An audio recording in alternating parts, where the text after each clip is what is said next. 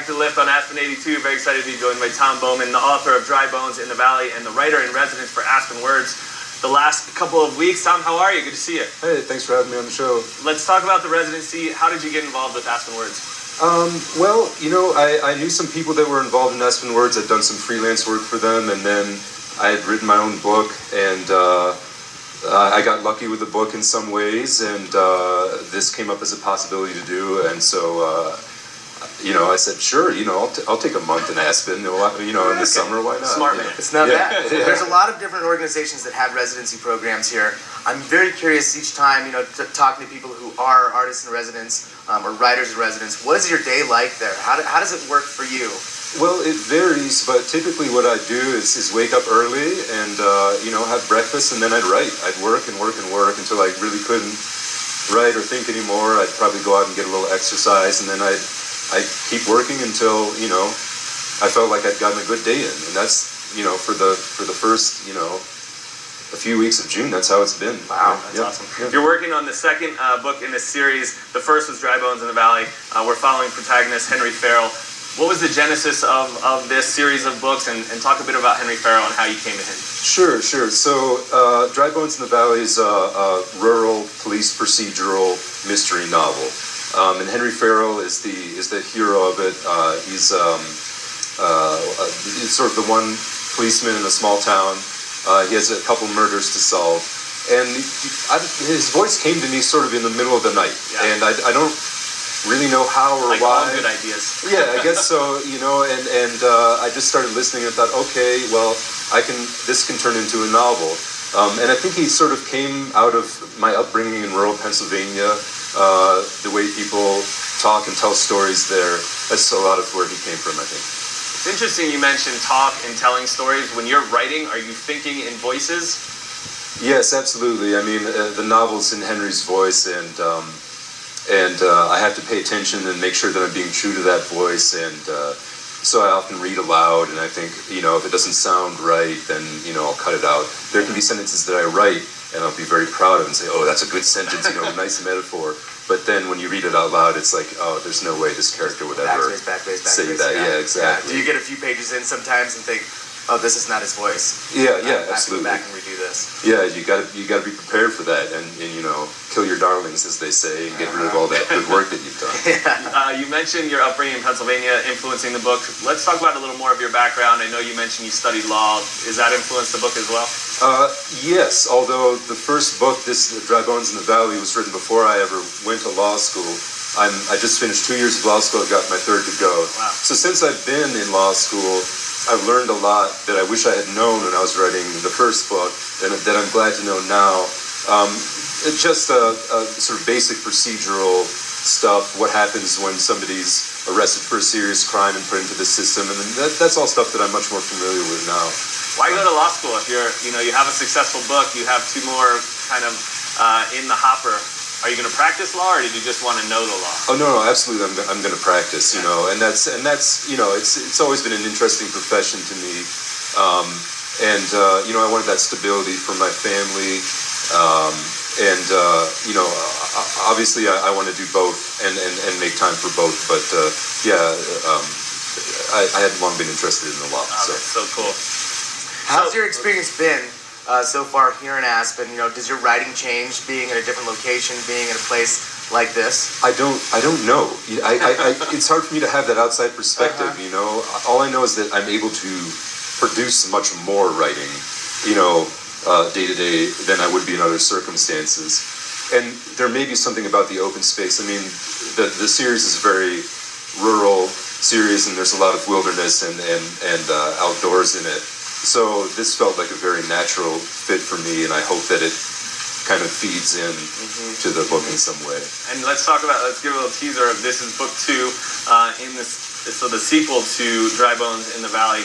What kind of adventures and what kind of cases are you going to explore now? Sure. So this book concerns a disappearance of a young woman in the little town. It's a fictional town called Wild Time, and it'll take Henry over the border into New York State, into the small cities that are there, and so it'll take him beyond this one little town where the first one was set, and into it'll sort of broaden his his area. So cool. There, yeah. Well, we're looking forward to it. Is there anything on your list that you had when you came to Aspen that you still haven't done? Are you ticking some boxes before you head out? I don't know. Do you have any recommendations? I mean, I've just been working mostly. Actually, you can start going on runs on Saturday mornings at 7 a.m., 10 to 20 mile runs. I actually don't recommend that. Make sure you get to the Saturday market and make sure we get beers at all the good beer.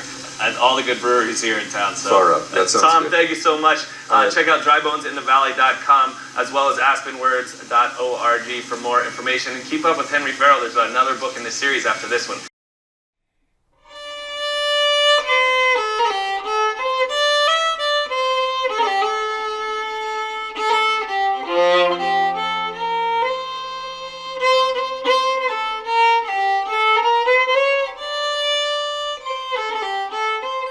My wife and I had a baby girl almost 2 years ago now, and we had been living in New York for years. I was a book editor, and she was a graphic designer. But with the arrival of our daughter, we thought that we didn't want to live in New York anymore. And I'd grown up here, which is in Susquehanna County, northeastern Pennsylvania, and I'd wanted to move back here because this is where I grew up, and this kind of place always makes sense to me.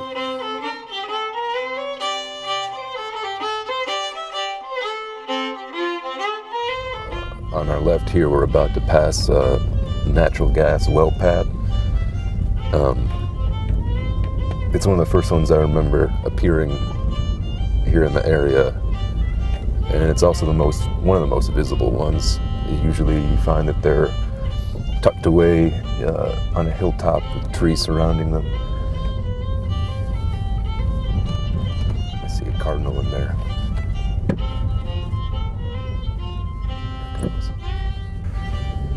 So researching the book, actually, I had a couple long conversations with our local chief of police about policing a rural area, and those are really interesting. And I actually ended up calling him one morning because we got up early in the morning, and it was kind of this nice misty morning. My wife looks out, or I look out, and I see what I think is a deer in the field, and I say, "Oh, Emily, look, there's a deer." And so she gets her little field glasses and she looks at it, and she looks back at me, and she kind of goes. And so I look at it through the field glasses, and it's a llama that's lying down in the field, and it stands up, and it's like 4 times the size that I thought it was. And somebody's llama had escaped. And we actually knew a couple people that raised llamas, and so we called them. It wasn't theirs, and we called the chief of police, and he showed up, and I was talking to him out there in the driveway while he was looking for it. It had disappeared into the woods again. He was sitting in his car hoping it'd show up again, and I asked him, how's things? How are things out here? And he's busy.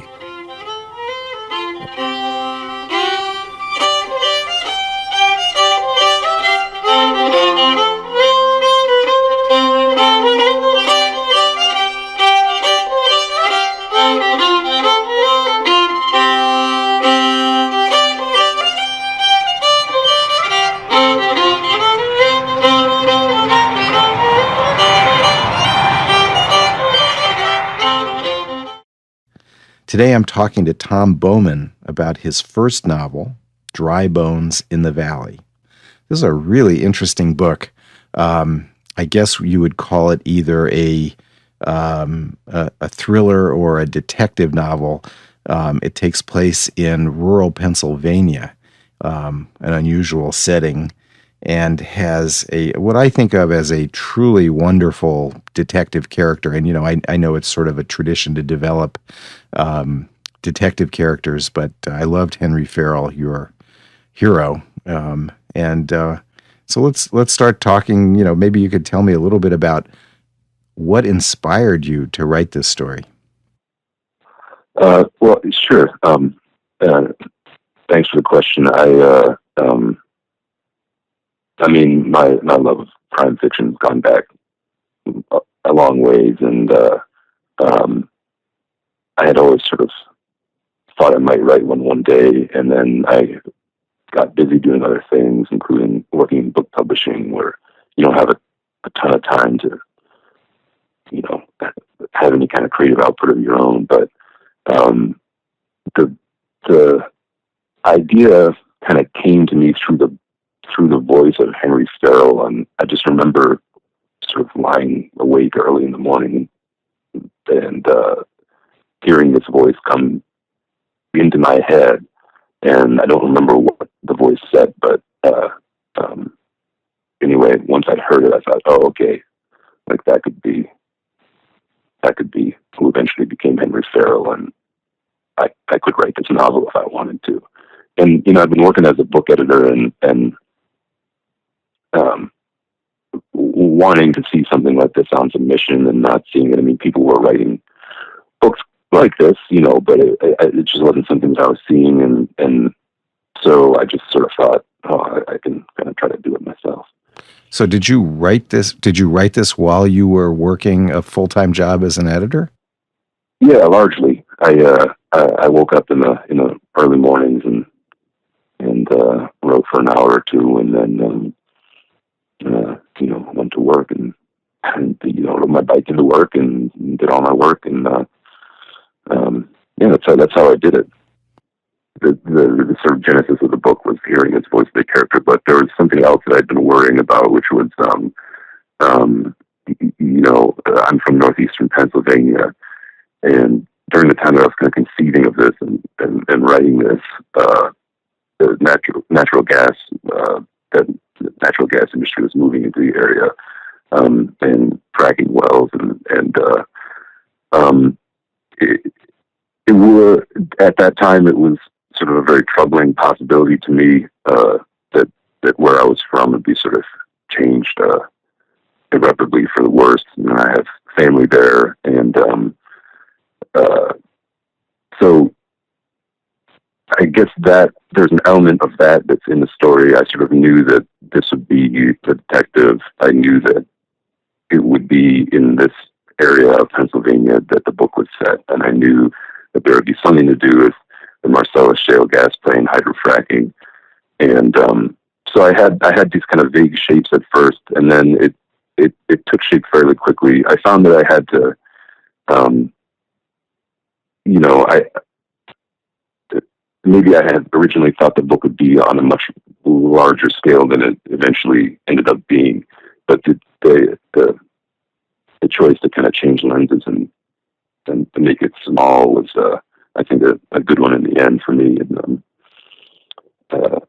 so I guess it's a long way of saying, yeah, I had elements in place, and then other elements sort of fell into place as I went. Well, the backdrop is definitely something I wanted to talk about, because it's very, I mean, the book is really brilliantly evocative, I think, of the area that you're talking about, which is, as you said, northeastern Pennsylvania. And it's sort of striking how rich the characters are in the area and the people that, you know, are around Henry Farrell. But also the sort of darkness. There's an amazing kind of a set of characters who are both off the grid in some ways, opposed to, you know, current, even opposed to modern civilization in some ways. Well, yes. I mean, and you know, that was another thing that I was interested in areas like these. There is that sort of vein of contrariness and self-reliance, and some of those ideas sort of came into the book through people that I go hunting with, and it's an interesting way of life to me, and especially as somebody who lived in, I mean, I grew up on a dirt road, and we had one neighbor essentially within sight. I mean, it was a very, very rural place that I grew up. But since then, I've been living in major cities all my adult life, and so to be able to return to that kind of remoteness was appealing to me. Yeah. He's a widower, and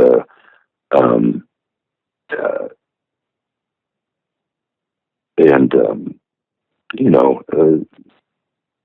yeah, he's taking his time to recover from that. So, so how do you feel about Henry as a character? Is he someone that you feel persists in your consciousness that would drive you to write another novel about him? He's a complicated guy. Yeah, well, he's very, very shy, and